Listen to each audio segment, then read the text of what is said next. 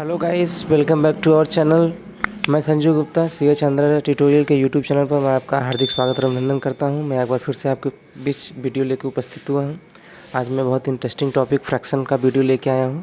आज मैं आपको फ्रैक्शन से रिलेटेड सारी चीज़ें आपको बारी बारी से बताऊँगा। So first of all guys, मैं आपको बताऊँगा फ्रैक्शन के डिफिनीसन किसे कहते हैं। तो फ्रैक्शन की हिंदी जो होती है वो होती है भिन्न। तो भिन्न आप किसे कहते हैं, सबसे पहले इसको देख लीजिए कि ऐसे ऐसे दो प्राकृतिक संख्याएं ऐसे दो प्राकृतिक संख्याएं जिनको हम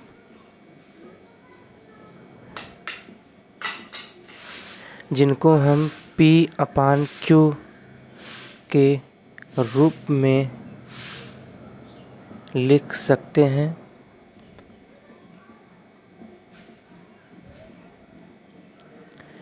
सो गाइज, जितने भी बुक्स पढ़ेंगे उसमें आपको अलग अलग डिफिनीसन मिलेंगे। ये डिफिनीसन मैं आपको बताऊँ, ऐसे दो प्राकृतिक संख्याएं जिनको हम P/Q के रूप में लिख सकते हैं, वही आपका क्या होता है, फ्रैक्शन होता है।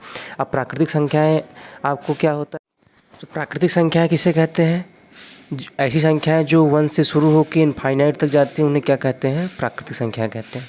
तो प्राकृतिक संख्या जैसे हमने ले लिया 1 ले लेते हैं, 2 ही ले लेते हैं, सीरियल नंबर दो प्राकृतिक संख्या ले लेते हैं। इनको आपको P/Q के रूप में लिखता है, तो यह 1/2 ये क्या हो जाएगा, आपका एज ए फ्रैक्शन हो जाएगा।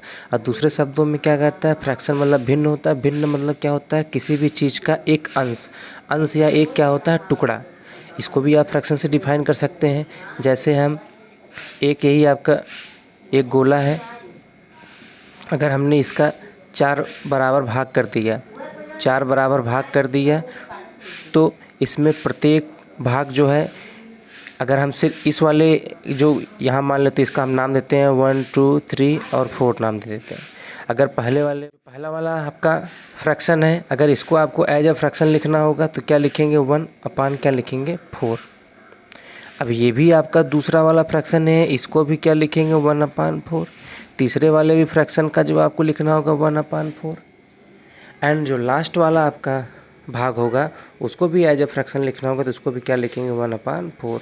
तो यहाँ पर हमने एक बॉक्स का या फिर एक कोई चीज़ वस्तु है या एक रोटी ही मान लेते हैं, उसका हमने 4 बराबर भागों में बांट दिया। तो चारों को बराबर भाग करने पर हमें क्या मिला, 1/4 पहला भाग, दूसरा 1/4, तीसरा भी 1/4 एंड चौथा भी 1/4 आ गया। अब ये क्या हो गया, एक रोटी को हमने 4 बराबर भागों में बांट दिया।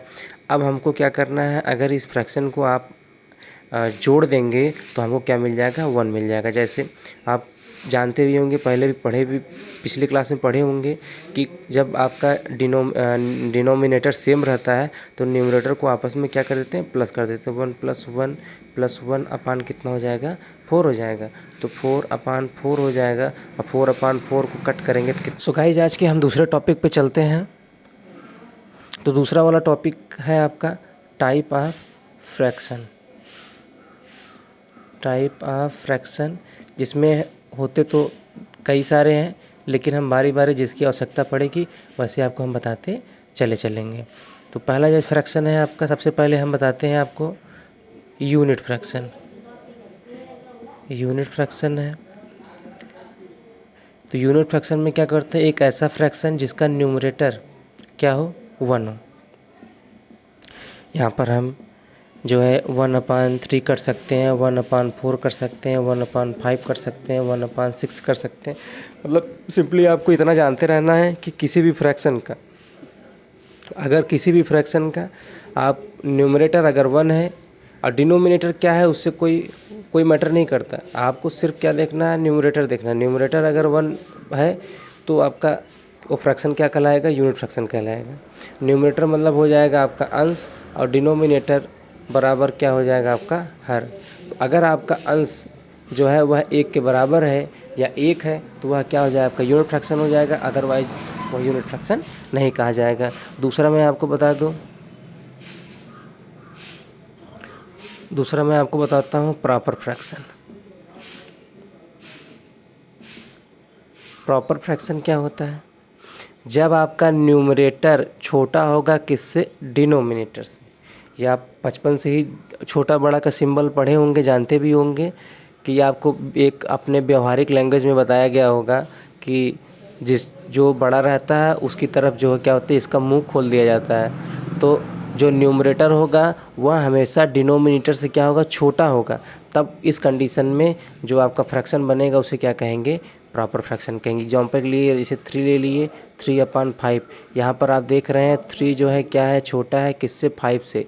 इसलिए इस सिचुएशन में, इस कंडीशन में ये बनेगी कि 3/5 वो क्या हो जाएगा, आपका प्रॉपर फ्रैक्शन हो जाएगा। आई होप गाइज आपको समझ में आ रहा होगा। तो दूसरा एग्जांपल ले लेते हैं, आपको 4/7 ले लेते हैं। यहाँ पे भी कंडीशन देख रहे हैं आप, 4 इज़ लेस देन 7। 4 जो है 7 से छोटा है। इस कंडीशन में यह भी क्या हो जाएगा, आपका प्रॉपर फ्रैक्शन हो जाएगा। ठीक गाइस, आई होप समझ में आ रहा होगा आपको। सो चलते हैं आज नेक्स्ट टॉपिक पे, इम्प्रॉपर फ्रैक्शन पे। इम्प्रॉपर फ्रैक्शन क्या होता है, इसकी हिंदी लिखते चलिएगा आप लोग। इसको इकाई भिन्न बोलते हैं। ये होता है आपका उचित भिन्न,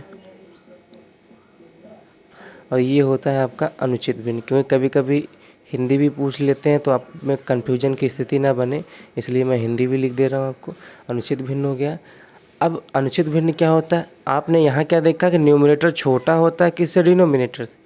अब इसका जस्ट अपोजिट आपको बताना है, यहाँ न्यूमरेटर क्या होगा, बड़ा होगा किससे, डिनोमिनेटर से। ऐसे अब यहाँ 4/7 आपने लिखा, अब यहाँ पर क्या लिख देंगे, 7/4। यहाँ पर देख रहे हैं 7 इज़ ग्रेटर देन 4। जो न्यूमरेटर है वह क्या है, डिनोमिनेटर से बड़ा है। इस कंडीशन, इस सिचुएशन में क्या होगा, आपका जो फ्रैक्शन होगा वह क्या कहलाएगा, इम्प्रॉपर फ्रैक्शन कहलाएगा। ठीक, आई होप गाइज आपको समझ में आ रहा होगा। आज हमने 4 चीज़ें पढ़ी। डिफिनीसन पढ़ा फ्रैक्शन का। फ्रैक्शन के हिंदी में भिन्न कहा जाता है, और भिन्न का मान होता है एक, भिन्न को अपने शब्दों में अंश कहते हैं, या उसका किसी भी वस्तु का एक टुकड़ा बोला जाता है। किसी भी नेचुरल नंबर को अगर आप P/Q या न्यूमरेटर और डिनोमिनेटर के फॉर्म में लिख दिया जाए, किसी भी नेचुरल नंबर को अगर आप न्यूमरेटर और डिनोमिनेटर के फॉर्म में लिख दिया जाए तो वही आपका क्या होता है, फ्रैक्शन होता है। फ्रैक्शन के हमने पहला प्रकार पढ़ा यूनिट फ्रैक्शन, जिसमें आपका न्यूमरेटर 1 के बराबर होना चाहिए, वह आपका यूनिट फ्रैक्शन का था। दूसरा हमने पढ़ा प्रॉपर फ्रैक्शन, जहाँ पर हमने बताया कि न्यूमरेटर जो होना चाहिए हमेशा छोटा होना चाहिए किससे, डिनोमिनेटर से।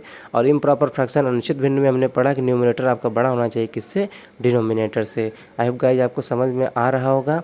तो आज मैं आपको आज के लिए बस इतना ही। आज मैं आपको होमवर्क दे देता हूँ, आप करके कमेंट बॉक्स में बताइएगा या तो हमको व्हाट्सअप करिएगा।